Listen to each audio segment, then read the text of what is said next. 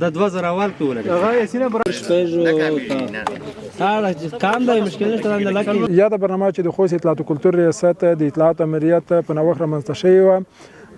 هدف له همدغه برنامې څخه د ژورنالستانو ادیبانو او د رسنیو مسؤلینو ذهني تفریح او د دوی ترمنځ انسجام اتفاق او اتحاد د څو یارانو د محفل نه داسې ووتم لکه ختلی تار د پیغلې له کمڅو ووځي شعر دی چې د ملالې د ټپې پتې ساتلی نه وي هغه زلمي دې ټیټې سترګې له زلمو ووځي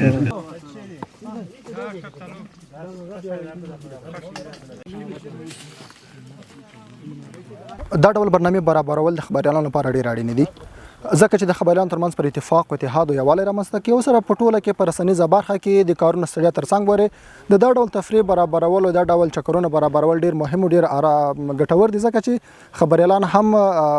ذهني آرامتیا لپاره اړتیا لري نو دغه خپرونې او دې ته ورته نورې برنامې جوړول ډېر مهم او ډېر اړین دي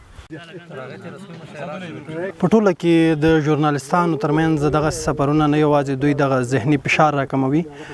بلکې دغلته د مختلفو ادیبانو فرهنګپالو شتون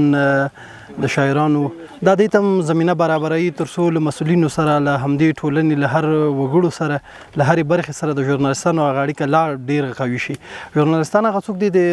ټولنې له هرې برخې سره یو سروکار دی او دغه ملګرتیا او دغه اړیکې د خبریال په کاري ساحه کې بیا ډېرې په درد خوړلی شي